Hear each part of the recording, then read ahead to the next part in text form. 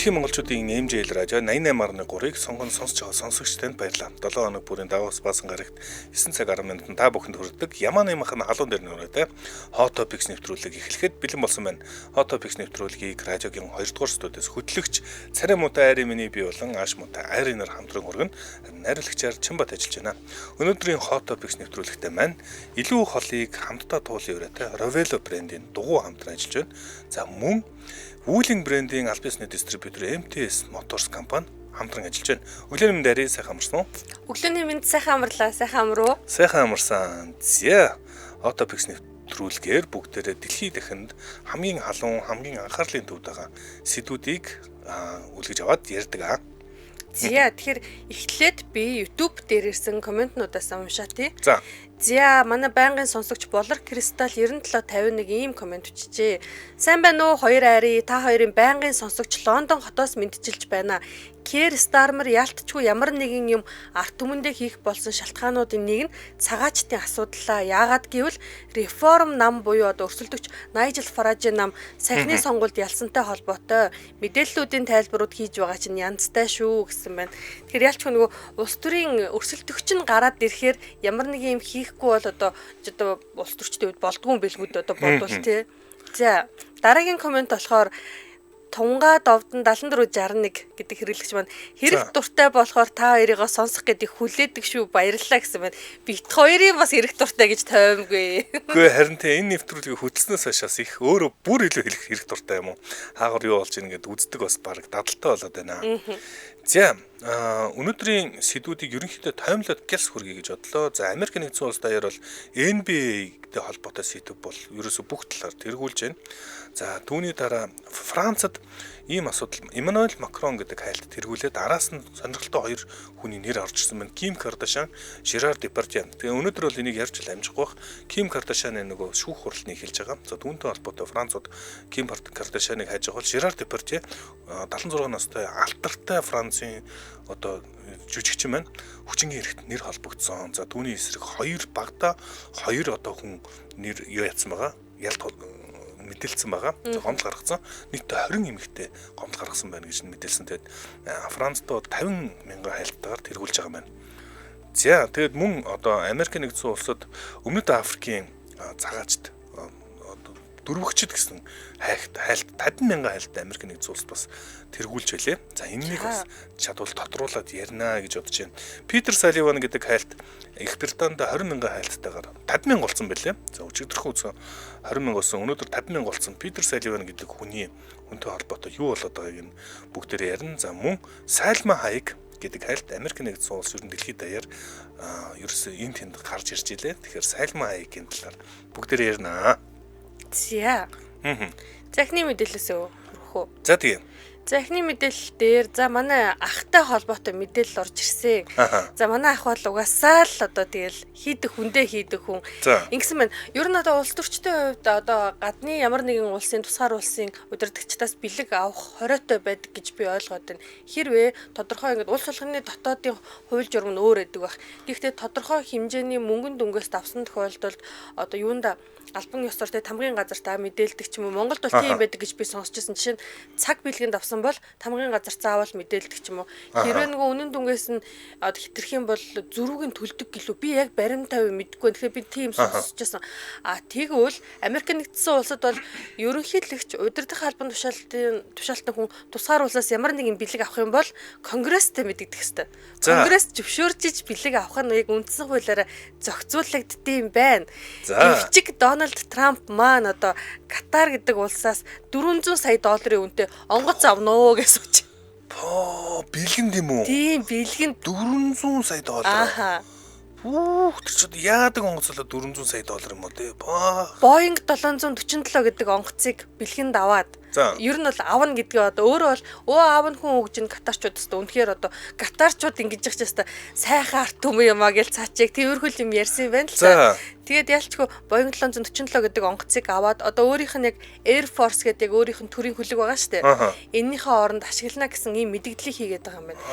Мэдээж сөрөг хүчин буюу ардчилсан намынхны хувьд үндсэн хуулийн дагуу ерөнхийлөгч бол гадны ямар нэгэн тусгаар улсын удирдагчаас за ер нь хинээс ч бай өндөр дүнтэй бэлэг авах бол 20-той гэдгийг удаа дараа хэлж байгаа. Тэр тусмаа $400 сая гэдэг бол бага мөнгө биш шүү дээ. Йоо бэлэг. Тэг бэлэг шүү дээ. Онгоц бэлгэнд аваад яас.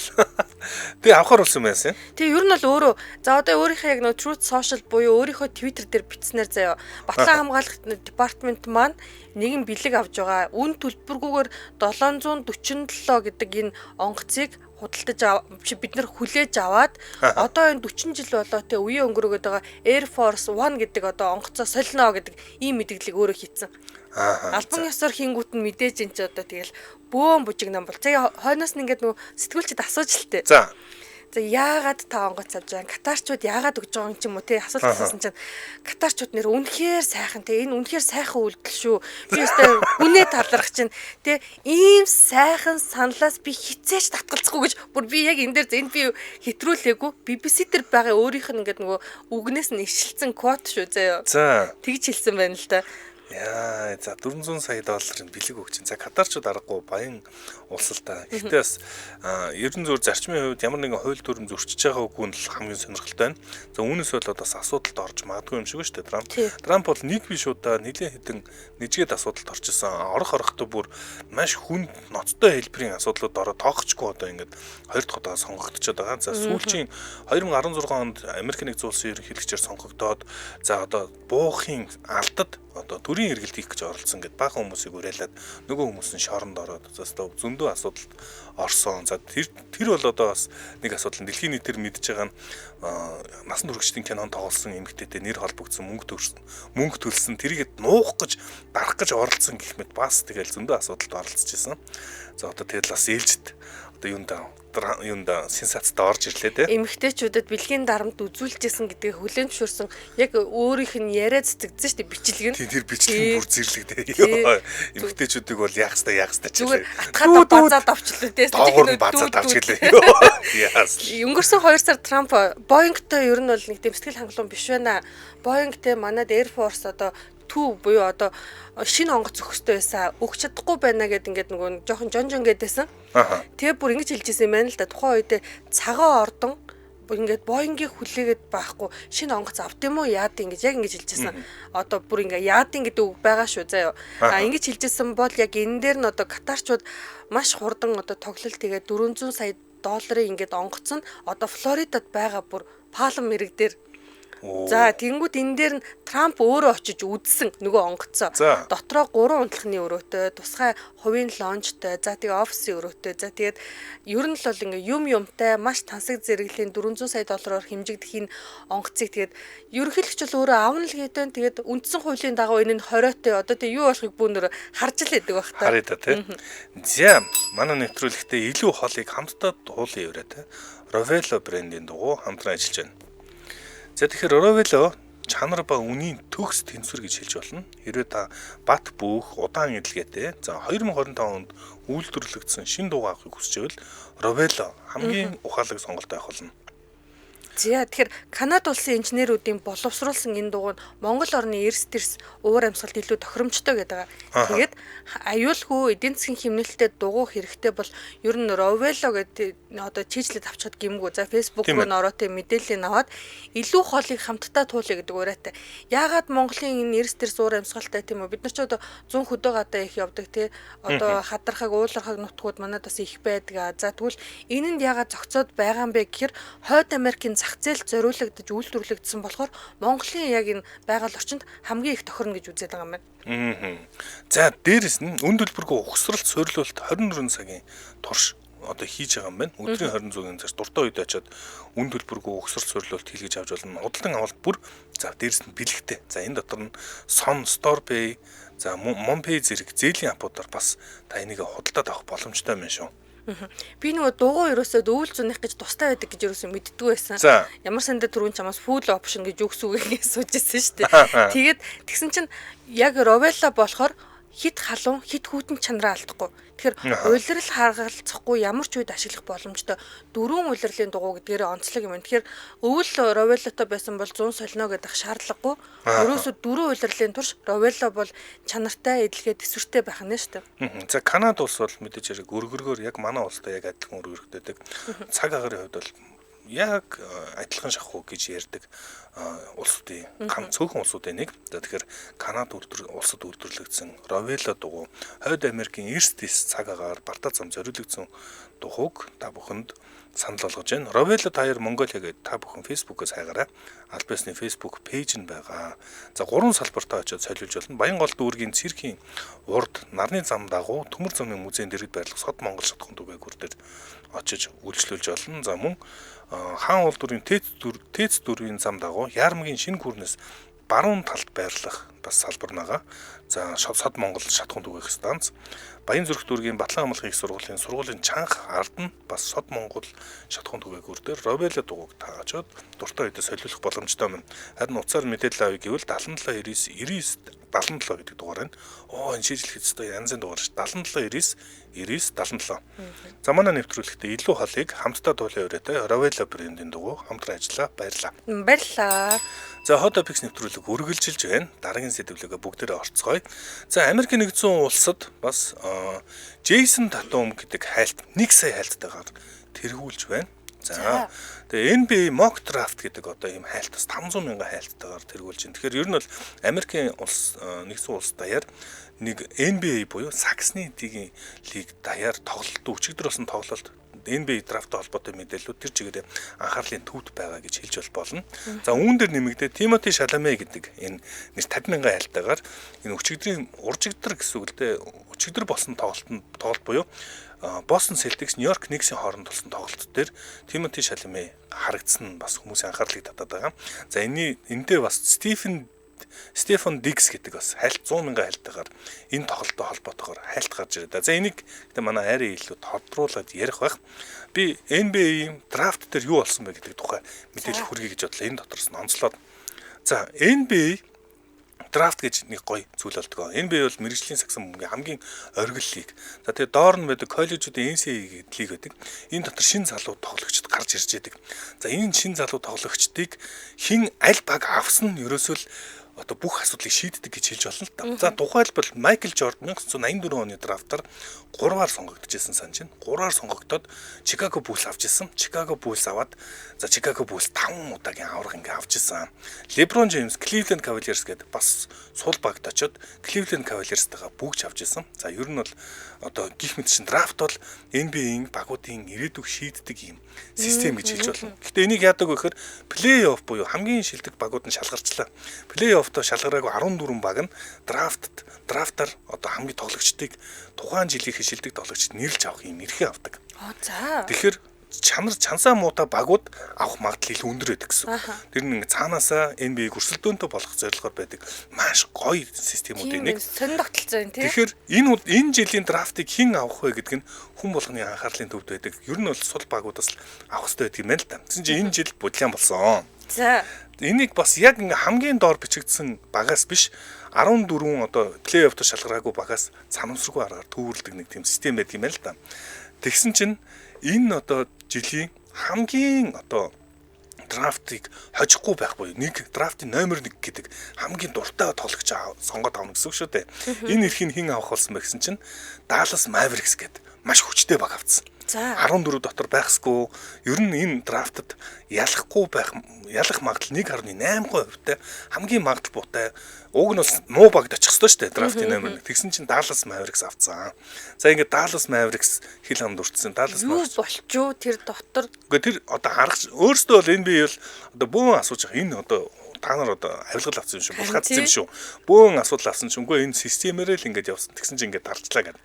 За тэгээд ийм хил ам болоод mock draft гэдэг одоо NBA-ийн драфтын талаар хэрүүл тэмцэл болоод байгаа маань ийм чансаа өндөртөө баг. За энэ чинь Лука Дончичийг саяхан явуулсан баг шүү дээ. Ер нь бол чансаа өндөртөө Дирк Новицкид байхдаа авраг авсан санаж байна. Энэ баг яхаараа драфтын номер 1 авдаг юм бэ гэд бөөн хэрүүл болоод байгаа юм бэлээ тэргээд байгаа. За мөн NBA-тэй холбоотой бас анхаарлын төвд байгаа нь Jason Tatum буюу өчигдрийн тоглолтын дээр Boston Celtics New York Knicks хоёр багууд тоглож хахад плей-оффын тоглолтууд болж байхад Джейсон Татум гэдэг тоглогч гимтсэн. За энэ Boston Celtics гээд хамгийн амжилттай багуудын нэгийг одоо үеийг илэрхийлсэн маш том тоглогч Джейсон Татум ингээд талбай дээр тоглолтын үед гимтсэн. За ингээд хүмүүс энд нь санаа зовоод Джейсон Татум ингээд хайлт бол тэргүүлээд байгаа юм байна. За дээрэс нь зүгээр NBA-тэй холбоотой нэг сонирхолтой мэдээлэл түрүүнээс хойш 4-7 хоног жинго хайлт гарч ирдсэн. Майкл Жордан гэдэг хайлт гарч ирдсэн.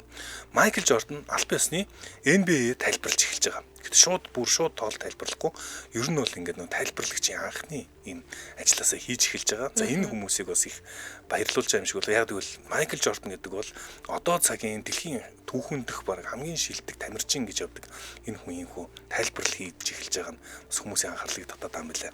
Амьд домог шүү дээ тий. Хүүхэд ахтал байсан гэдэг юм чинь. За тэгэд өчигдрийн Boston Celtics болон New York Knicks тоглолтын дээр Stephen Diggs гэдэг хүн нэг хүнтэй хурж иж харагдсан. За тэрнээс нь болоод Stephen Diggs гэдэг хайлт 100 мянган хайлтаар Америк нэгдсэн улсын хайлтыг тэргүүлж байгаа маань. Энийг манай ари үргэлжлүүлээд ярина те. За Stephen Diggs гэдэг нэрийг бол би танихгүй бүр дөрөв энэ одоо хин юм бол гэсэн чи хажууд нэг таньдаг хүн сууж байсан. За хажууд нь сууж байгаа эмэгтэйг бол за манай одоо яг сүүл үеийн жинзэтүүд ч юм уу те манай үеийнх бас мэтгэл хэлгүүд юм ч одоо. Чи мэдгүй жишээ нь. За сонсч л байсан. За. Өстө сонсч л байсан юм. Хажууд байгаа хүнийг асууж байгаа шүү дээ те. Тий хажууд нь сууж байгаа. За хажууд нь сууж байгаа өнгөт арьстай одоо энэ эмэгтэй бол одоо орчин цагийн хипхоп, рэп урлагийн ертөнцид одоо захиур хагалж яваа тий. Нэлийн томоохон одуудын нэг мегастар гэж бараг тооцдог байхаа. Одуудын нэг Cardi B гэдэг дуучин бүсгүй байна. За тэгэхээр рэпер бүсгүйн хувьд өөрөө болохоор Migos гэдэг рэп бүрэлдэхүүний нэг дуучин одоо рэпер болох Offset гэдэг залуутай 17 онд үерхээ гэрлээд дундаасаа 3 хүүхэдтэй болоод энэ хоёрын энэ амьдралын энэ одоо хоорондын тэр ингээ үйл явдал бүр хүн чочирдмоор заяа. Би эфирээр ч ярьж чадахгүй нэг ягаад тэгэхээр ингэ нөгөө лайв дээр нь янз бүрийн юм болно. Энэ хоёр ингээл лайв ингээ гэртээ заяа. Гэртээ лайв хийчихэл бөө юм болно заяа. Тэрнийг ингээд хайгаад үзэх юм бол ингээл ёс бус үг хэллэг агуулгадаг гэдэг шиг юм болно заяа. Тэгэхээр энийг эфир дээр бол ярьж болохгүй. Тэгэхээр Cardi B Offset хоёрын хувьд ийм токсик харилцаатай байж байгаа. Сая өнгөрсөн намар 9 сард эдний баг хүүхд төрсөн. Баг хүүхдэн төрөх үеэр одоо энэ хоёр ч ингээд нэг нь жирэмсэн яваад байгаа штэ. Төрхийнх нь өмнө зүг шүү. Бэби нэгэвэ ингээд энэ тэн дараар тавьсан ингээд бөө хэрүүл заяа. Ягаад тэр том одуудын хоорондын тогоон дотроос халсан хэрүүл чинь ингээд entertainment show бизнесийн ертөнцийн шар мэдээллийнхний сайтуудын хувьд бол хоол болж байгаа юм чинь. Тэгээ ингээд яваад исэн чинь одоо болохоор ингээд төрөөд энэ ч одоо хэдэн сар болж байгаа гэсэн үг. Төрөөд 8 сар болж байгаа Cardi B маань Америкийн мэрэгжлийн хөл бөмбөгийн тамирчин Stephen Diggs гэдэг залуутай ер нь үерхэд үерхэж байгаа буюу болцож байгаа гэдгийг аль бие усны болгоод одоо яг чиний сая хэлсэн шиг New York Knicks болон Boston Celtics багийн одоо тоглолтыг яг талбай хажуугаас үзэж сонирхсан тухай ингээд мэдээлэл нь гарч ирээ. За тренд дээр яг ялтчгүй Stephen Diggs гэдэг Cardi B биш Stephen Diggs гэдэг нэрээрээ гарч ирээдсэн тий. За Stephen Diggs гэдэг энэ залуу чинь ер нь бол Америк хөл бөмбөгтөө бол домог юм шиг байна. Бас нэлийн том тоглогч. Гэхдээ тэгээд бас болоогүй. За угийн од гэхдээ дээрэс нь рэпер юм байна. За маш алдартай том рэпер. За энэ залуу бол одоо хинтээ үерхч яаж байгаа нь хүмүүсийн анхаарлыг татчихсан. Тэгсэн чинь Cardi B буюу за одоо яг энэ одоо юу гэдгийг супер шинэ үеийн супер хосууд гэж ярьдаг штэ. За одоо ингээд хоёр том хосууд нийлэх тохиол маш бага байдаг. За ихэнх одууд эхнэрийн ч юм уу нөхрийн танихгүй хүн байх магадлал өндөр байдаг бол супер шинэ үеийн хос. Тэр тусмаа одоо яг энэ юу гэх юм одоо Африк гаралтай Америкчуудын төлөөлөл болсон супер шинэ хос мэдлж байгаа эмшгээр хүлээж аваад бүгд ингээд шуураа сонирхоод байгаа юм байна. За энэ одоо яг New York Knicks болон Boston Celtics-ийн тоглолтын дээр энэ хоёр ичгүүр сонжгүүргүйгээр гэх юм уу одоо нуудаг энэ хоёр бол бүр одоо нээлттэй хурж ирээд бүр тоглолтын дээр аль бисаар хөдөлцөж гарч орж ирж байгаа энэ одоо байдлыг харчаад фэнүүд нь хайгаад за Cardi B-ийн одоо бодвол фэнүүд нь Stephen Diggs гэж ингээд Stephen Diggs-ийн хайлтууд нь Cardi B гэж юу хэлээ гэл нэг харилцаалаа юм шиг харилцан бие нэг харилцаад ах шиг үү тий. За дараагийн мэдээлэл рүү бүгдээрээ оръё. Салма Хаяг. Гоё сэдв ярих. Яа, яриаггүй би бүр яриаггүй нэг сонгоцсон бахаар яриаггүй баяртайгаар ярих бах та гэд би бодчихсон. Би зүгээр ингээд кино үзэж хагаад ингээд хамгийн одоо тачаангуу гэх юм уу кинон дээр дүрээ мөнхөлсөн дүр бол Салма Хаяг гэж боддог байхгүй дахин ярьжсэн шүү дээ. Тэр нэг Квентин Тарантинотой хэсэг дээр Салма Хаяг энэ жил 58 настай.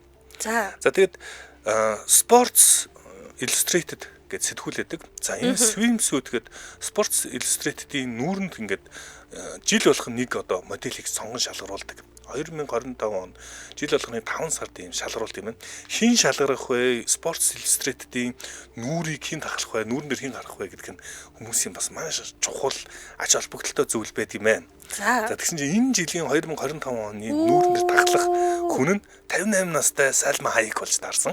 Йоо 58 насн дээр ийм явж ивэл энэ бол бүр бурхан цаашаа төхөө ямар үзэсгэлэнтэй юм бэ те тэр бийха бэлхүүс ёо тэгэл тэр одоо энэ царай мараа энэ хардаа би ингэж боддог байхгүй. За мөнгөтэй хүн ингээд нөгөө чи одоо царай муутай явж байгаа бол чи царай муутай чи зүгээр мөнгөгүй гэл нэг хүмүүс тэгж яриад байдаг шүү дээ. Үгүй яг ийм хэмжээндээ явахад энэ хүнээс чинь хасар их сахилга бат тийм үү. Өөрөө өөртөө өгж байгаа арчаа нэмээд хөдөлмөр гарч байгаа гэдэг би бүрэн хүлэмжшүрдэг байхгүй. Тэг ингээ харахад пүү энэ бүр ёо яа гэдэг юм бэ 58 настай гэж үздэй. 58 настай. За тэгээ Сальма Хайек энэ одоо swimsuit дээр одоо Sports Illustrated-ийн нүүрэн дээр гарах асуудлыг их тийм нухацтай хүлээж авсан юм байна. Энэ зургаа авахуулах гэж бас нэлээд их чин одоо хоолоо сойж, бэлтгэл хийж, нэлээд бэлдэж хилдэж чад авахуулсан зургууд. Тэгээд өөрөө бол би бол энэс ичид зовох юм алгаа. Би маш сайхан байна ингээд зургаа үлдээж байгаа. Энэ бол надад сайхан байна гэсэн. Тэгэд энэ үйл явдалд нь бас нэг орж ирж байгаад нь болохоор Валентина буюу түүний охин нь 17 настай охин нь охиныхоо тухай Сальма Хайек нэлээд ярьсан байлаа. Би ингээд амьдралынхаа ингээд маш чухал гэж үзээд Sports Illustrated дээр очиад зургийг авахулах чаа гэд бүүн бэлдээд тэгсэн чинь манай охин Sports Illustrated гэж юу юм мэддэггүй. Ойлгодог ч гоо бай. Тэгээ би охиндоо юм зааж чаддгүй сүүлийн үеийн юм биш үү манайхан гэд дамжуулж одоо хэлж илээ. За манай охин бол ерөөсөө юм сонсно гэж аахгүй. Ерөөсөө бүх юмыг мэдчихэдэг. Өөрөө нөө интернет болсон болохоор сүүлийн үеийн хүүхдүүд ингэдэг болсон юм уу да. Тэгээ ийм байдаг. Тэгсэн мөртлөө Sports Illustrated гэдэг амьдралын амар чухал хэсэг юм байл та. Сальма Хайек тэрийг нь бас манай охин мэддэггүй юм бэлээ гэгээд хөгжилтэйгээр хэлсэн байлээ. Sports Illustrated бол ялтчгүй одоо бүр асар алдартай л да. Нүүрэн дээр нь нэхвчлэн нөгөө усны хувцастай алдартай эмэгтэйчүүд гардаг. Гэхдээ Сальма Хайек энүүгээрээ баг одоо нэгэн том ингээд юг босхийг тогтоочих шиг боллоо. Яагаад тэгэхээр өмнө нь дандаа Victoria's Secret-ийн ч юм уу те модель заасвал Hollywood-ийн жүжигчин те 20 дэх 30 дэх жүжигчд гардаг байсан бол 58 настай энэ ингээд эмэгтэй миний гоо үзэсгэлэн харих болоогүй гэд ингээд бүр те зарлан тунхаглалаа шүү дээ энэ бүр ямар гоё харагдаж байна. За тэгээд Сальма Хайекийн одоо энэ Sports Illustrated дээр гарсан зургийг одоо үзэх хүмүүс одоо Сальма Хайек гэдээ баян хайгаад байна. За энэ одоо Валентина гэдэг түүний охинтойгоо хамт авахулсан зургийг харуулж байна. Сальма Хайек бол 17 настай Валентина гэдэг энэ охиноо одоолох годлаагаа гэж ойлгосон юм. Охиноо их нэлээд дурдж ярьсан мөлий ярьцлагууд дээр. Охин нь хиний Мадоннагийн охинтой ямар адилхан харагддаг юм бэ тий? Тийм ч юм уу? Тийм багаз. За ингэсэн байна. Оги зөв гой ийм гоо үзэсгэлэн шуугах хэрэгтэй гэж бичсэн байна. За сувд ундрах вау гэсэн байна. За энэ ам хангахын арга алга одоо 58 настай одоо ийм гоо үзэсгэлэнтэй байна гэдэг бол за ер нь хүн төрөлхтөнд бас яг ийм үзэгдэл байсан ч юм уу 58 настай та ингээд бүр ингээд дэлхийн нийтээр хүмүүсээ халмаар болсон тийм гоо үзэсгэлэн гайхуулжсэн те. За байнгын дасгал Петролч коллегч байнгын дасгал хийгээд л байхад энэ насн дээр ийм шинэний байна шүү гой ярьчаатай гоёж бүсгүй гэж хэлсэн байна. Яа харахгүй ярих юм алга бүр ингээ хүлэн зөвшөөрөхөөс өөр ямар ч итсэл алга тий энэ дээр би дахиад хэлмээр байдیں۔ Мөнгөтөөдөө юм яваагүй маа энэ хүн сахилга батттай да хөдөлмөртөөдөө тий ягаад тэр ингээл арчаатай гоё явж байгаа эмэгтэйчүүдийг наа чин тийм юм гэдэг шүү дээ би бол ийм өнцгт айгуу дургу шүү дээ. Гэхдээ тэр хүн ингээ тий аригтаар суугаа шөнийн цагаар яваад байж болох л ахгүй юу. Сальма Хайек бол ялтчгүй өөр хэлсэн маш их бэлтгэсэн энэ Sports Illustrated-ийн нүүрэн дээр гарах тухай саналыг сонсчоод эндээ хэдэн сар бэлдсэн байлээ. Хоолоос яваад нэлээд их ач холбогдол өгсөн нь бол нэлээд сайн дурдсан байлээ. За. Хоёулаа чи нэг өчтөрийнхаа ярьсан юмыг оруулж ирэх тухай яриад байгаа тий. Би нэрээ асуусан. Америк нэгдсэн улсад тийг хичээсээ захиад энийг ингээ орж иж болох уу? Монжаро болон Вегови гэсэн чинь юу гэж хэлээ? Зөвшөөрлөлтөөр эмчийн бичгтэйгээр өгнө гэж ах шиг байлаа. Тэгээ бас зөрүүтэйж магадгүй бид нар бол нөө Монжарог Их Британаас гисэн шүү дээ тий. Британд таньж таних хүн одоор алга байна. За бид хоёр сургалжлаа манайх. Хэлнэ. За хамтран ажиллагчаа танилцуулаад манай нэвтрүүлэгтээ Үүлэн брендийн аль биесны дистрибьютор MTC Motors компани хамтран ажиллаж байна.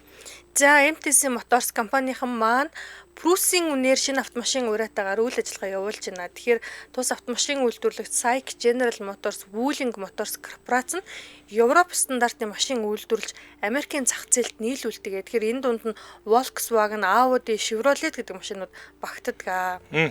За энэ өнөөдрийн хамгийн гоё мэдээ нь MTC Easy Range гэдэг бүтээгдэхүүн үйлчилгээ нэвтрүүлж байгаа юм байна MTC Motors компани.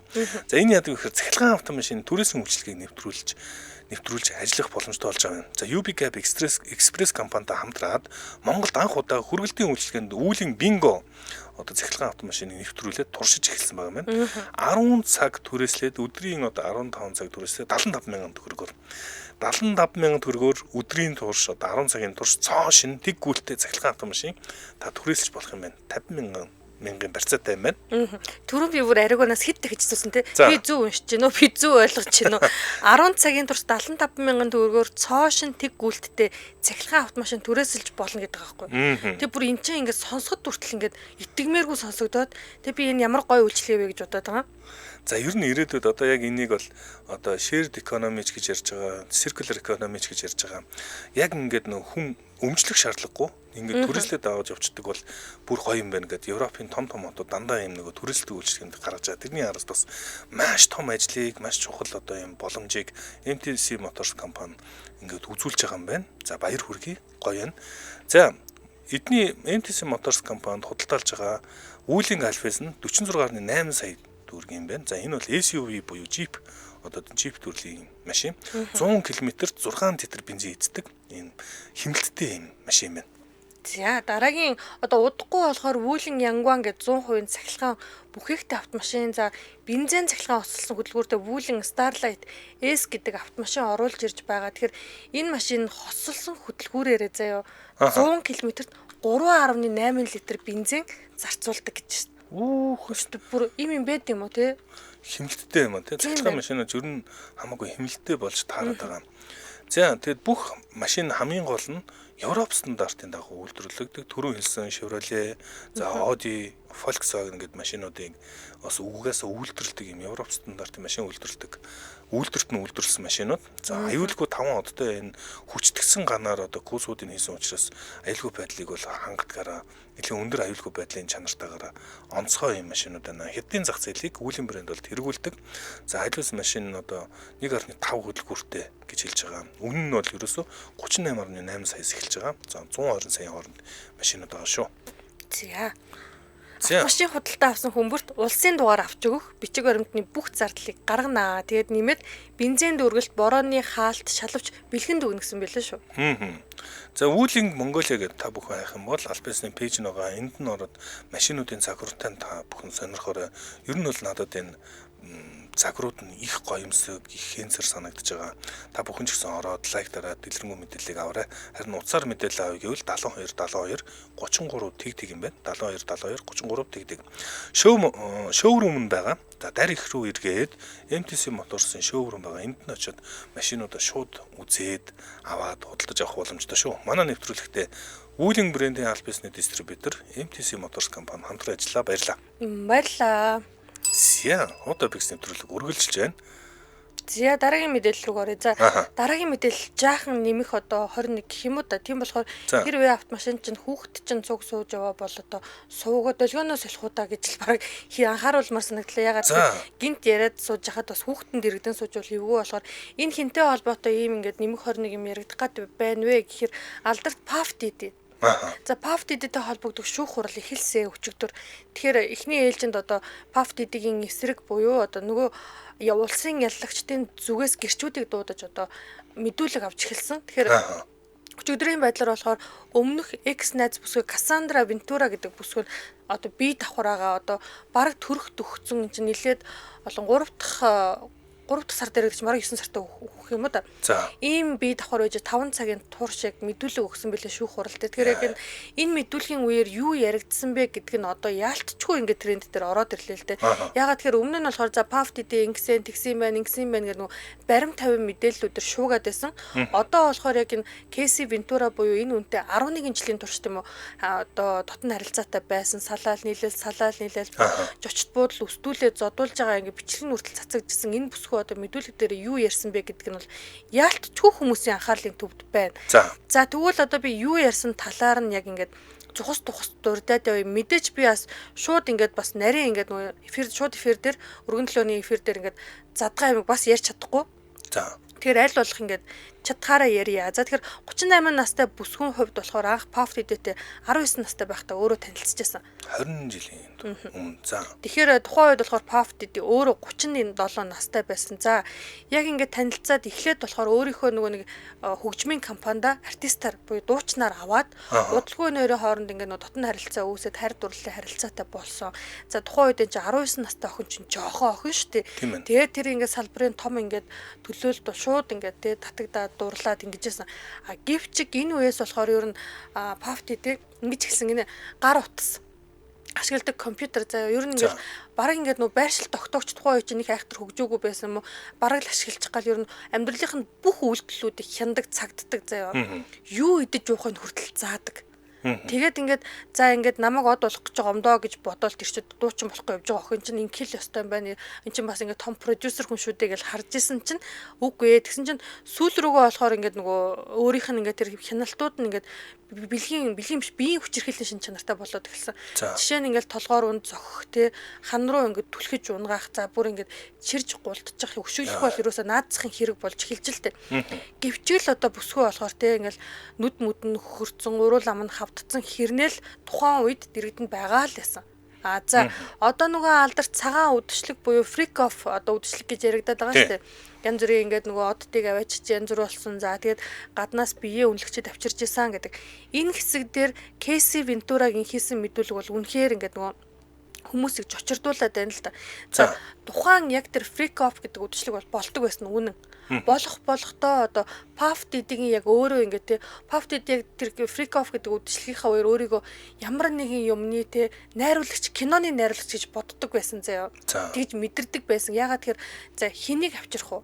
Ямар гэрэлтэй байх вэ? Энэ өрөөнд хэнийг оруулах вэ? Ямар юу өмсүүлэх вэ? Ямар үйл хөдлөл хийх үү гэдэг ингээд нөгөө кино найруулагч нэг ингээд суучаал илгээд юу суучаал заагаал байж байгаа шүү дээ. Яг тэгэл заагаал байж байгаа. За Casey Ventura-гийн хувьд болохоор PAFD-ээс ингээд айсандаа эхлээд болохоор ингээд те ингээх ёстой байна гэж бодож ирсэн. Яасан бэ гэхээр эрэгтэй биеэ үнэлгчэд авчираад Casey Ventura-тай дотн харилцаанд оруулаад PAFD өөр хараа сууддаг гэсэн. Энийг би ингээд ингээх ёстой байна гэж боддог гэсэн. Яванда би энэ миний ингээд те хийж чадах зүйл биш байна гэдгийг хэлсэн чинь PAFD намайг чи миний үгэнд орсонгүйгээд нэг хосондоо ингээд сэтгэл санааны хүчирхийлэл нэмээд бэлгийн хүчирхийлэл байлгаж жасан гэдгийг ингээд тухайн үеийнхээ одоо үйл явдлын тухай ингээд ярихтай хэлсэн. Тэгээд тэр ингээд биеэ үнэлэгчдийг ингээд одоо мууж дамжуулан одоо биеийг үнэлүүлсэн гэд хэрэгт өөрөө буруутагдаад байгаа шүү дээ. Сексийн бэлгийн мүжлэг хийсэн гэд. За энэ үеэрээ тэр эрэгтэй биеэ үнэлэгчдэд бол $1500-аас $6000 төлбөр өгдөг байсан гэж байгаа. PAFD. Энийг Casey Ventura бол хэлсэн байлээ л дээ. Тэгэл хаашаа ч явсан ер нь ингээд заавал ямар нэгэн тийм биеэ үнэлэгч заавал дагуулж авдаг гэсэн гэж байгаа байхгүй. Би бүр ингээд бодлоо л да түрүү энэ сайн ойлгосон. Эрэгтэй биеэ үнэлэгч дагуулж авдаг гэсэн. Заавал эрэгтэй биеэ үнэлэгчд тэр чи одоо од хүн эмэгтэй биеэ үнэлэгч мэдгүй за би балаа юм ярмаар байна. Тийм. Ямар ч сан ингээд Casey Ventura-гийн ингээд мэдүүлэг бол одоогийн байдлын 5 цагийн мэдүүлэх нь бүр ингээд том бүх мэдээллийн агентлагууд дээр гарцсан билээ яг юу яригдсан бэ гэдгийг бүгд л яг энд анхаарал чих тавиад сонсоод байлаа л дээ. Ялцгүй трендэр бол орж ирээд лээ. Casey Ventura энэ хоёр хүүхэдтэй санаж байна. Зөв үү? Тэг би ч хэрэгсэн мэдсэн. За хоёр хүүхдээ ямар ч байсан би юу гэж үнсэн мэхээр PAFD-ийн шүүх хурал дээр хүүхдүүд нь ирж байгаа, оролцож байгаа. Тэгээд их сонин шүүх хурал болж байгаа гинэ. Хүүхдүүд нь одоо эцгийнхээ талд нь хурж суучаад хурлын нэг хэсгээр хүүхдүүд нь гарах шаардлагатай болсон. За. Яг тэгэхээр тэр дээр угсаа яригдж байгаа юмуд нь ингээд хүүхд сонсч болохгүй юмуд байгаад тэгээд буцаж орж ирээд буцаж гараад ингэж ийм байдалтайгаар шүүх хурал үргэлжлсэн буюу энэ нэг юм юу ярихын эц байхгүй нэг юм гаж балай ийм одоо шүүхрэл болж үргэлжилж байгаа юм байна тий. Ялчгүй нөгөө насны хязгаар заахгүй бол болохгүй юм бол би хайж үзлээ. Кэси Вентура, Puff Daddy хоёр хоорондоо бол хүүхдтэй. Гэтэ Кэси болохоор өөр хүнээс хоёр охинтой юм шүү. Тэгэхээр нөгөө юу Puff Daddy-гийн өмнөх харилцаануудаас төрсэн би хүүхдүүдийн зургийг харсан өсвөр насны том хүүхдүүд ах шиг үлээ. Тийм. За ингээд Puff Daddy-тэй холбогдоод хамгийн гол нь LeBron James одоо Kardashian-ы гэр бүлийнхнээс авахуулаад Jennifer Lopez гээд маш том хүмүүс одоо нэрнүүд Puff Daddy-тэй нэр холбогдсон. Үүдээ зайгаа барих гэж оролцсон боловч нөгөө алдарт Freak of одоо партэд нь бол оролцсон ялцчгүй зургууд нь байгаад байдаг интернет даяар. За дараагийн мэдээлэл рүү бүгдээрээ орцгоё. Дараагийн мэдээлэл Америк Их Британд Peter Sullivan гэдэг нэр тэргүүлээд байгаа юм байна. 50,000 айлтгаар яг одоогор тэргүүлж эхэлсэн. Тэгээд Питер Салливан гэвэл хинч мэдгүй хүн байгаа. Мэдгүй байх нь аргагүй. 1986 онд шоронд орсон Питер Салливан 38 жилийн дараа гимгүүр бурууг тогтоогдсон. Йоо. 38 жилийн дараа. Йоо амар юм битээ. За энэ ингэсэн 1986 онд одоо Диане Синдал гэдэг ийм эмэгтэйг хинийг нь хүчрхийлээд за тэгээд хүчрхийлсэн байсныг нь одоо энэ хэнийг буруутгаад Питер Салливан гэдэг энэ залууг буруутгаад тэгээ аваа хорьцсон юм байна. Тэгээ тухайн үеийн одоо эн чинь нөгөө гений шинжилгээ хийж болдгойсэн технологи хөгжөөгүй байсан энэ үед шоронд хийсэн. Ууг нь бол ингээд ийхүү одоо энэ хүнийг 16 жилийн хорхиалаар хорьцсон байсан чинь дамжирсаар нийтдээ ийхүү 38 жил одоо шоронд сууж чадах юм байна нийтдээ. Тэгээ явж байгаад эцсийн дүндээ Салливан бол сүүлд одоо технологи хөгжөөд DNA буюу гений шинжилгээгээр үзээд энэ Салливан биш вэ гэдгийг тогтоогдоод ийхүү саяхан одоо шоронгоос одоо судлагдж байгаа ялгүй гин буруунд тогтоогдоод.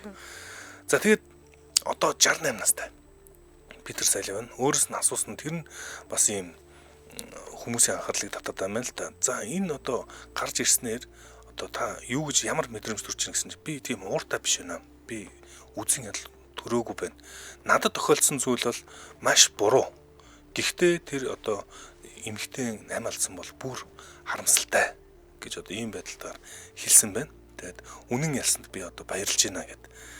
Ийм одоо асуудалтай хүмүүс Питер Салливан гэдэг энэ хүнийг одоо Их Британд даяар хайгаад байгаа юм. Одоо зургийг бүгд үзүүлэх бах. Тэгээд 38 жил гэдэг чи одоо би ч одоо 39 настай. Тэгэхээр одоо яг нэг хүний бүтэн амьдралыг одоо ингээд буруу одоо хэлсэргээд ингээд суудсан байгаа байхгүй тий. Тэгээд энэ хүмүүсийг бас цочирдуулаад сонирхлыг татаад хайлт хийгээд байгаа юм байна. За үргэлжлүүлээ би ганцхан мэдээлэл хүргэчихье гэж бодлоо. Түрүүн хэлсэн Өмнөд Африкийн юу одоо дөрвөгчд гэдэг ийм хайлт гарч ирээд байгаа. Яасан бэ гэсэн чинь энэ хайлт Америк нэгдсэн улс 50,000 хайлтгаар бас тэргүүлээд байгаа. Дональд Трамп танаа ахтай л бас эргээд холбогдож байгаа. 59 Өмнөд Африкийн цагаан арьс цагаачдыг хүлээж авсан. Тэгээд Трамп өөр юу гэж нэгэ тайлбарласан бэ гэхээр Өмнөд Африк бол ерөөсөө яг маш ийм арьс өмнөний ялгуурл ихтэй, орлогын ялгаа маш ихтэй байдаг ийм газар. Энд цагаан арьсд одоо тариачдыг бол ялгуурлан гадуурхаад байна. Энэ одоо тариачдыг нь ялгуурлаа. Тийм учраас бид нар Америкт хүлээж авлаа гэсэн. Ийм мэдээлэл хийсэн. Одоо хар арьснууд нь Өмнөд Африкт одоо цагаан арьснуудыг ялгуурлаж байна. Геноцид гэж нэрлсэн. Бүр албан ёсны мэдээлэлтэй энэ цагаан арьснуудынхаа эсрэг геноцид үлдэж байна гэд данаад ингэж хэлсэн. Тэгээ энэ одоо бас ягаад одоо сонирхолтой вэ гэхээр Өмнөд Африкт хүн амын 7 сая 7% нь л одоо цагаан арьстай. Тэгсэн мөртлөө нийт одоо тарилгын талбай бизнес эрхлэлтийн талбайнуудын 70% нь цагаан арьснууд л эзэмшдэг. Өөрөөр хэлбэл баялагын маш тэгш бус хуваарлалтай буюу цагаан арьснууд үнэхээр баян амьдардаг. Одоо Өмнөд Африкаас гарсан алдартнууд байдаг Шарлиз Терон байна, Илон Маск байна гэх мэт эднээс бол бүгд Өмнөд Африкийн ийм баян талын цагаан арьснуудаас гаралтай. Тэгээд сая 24 онд одоо Өмнөд Африк газрын хуулийг шинжилсэн юм байна.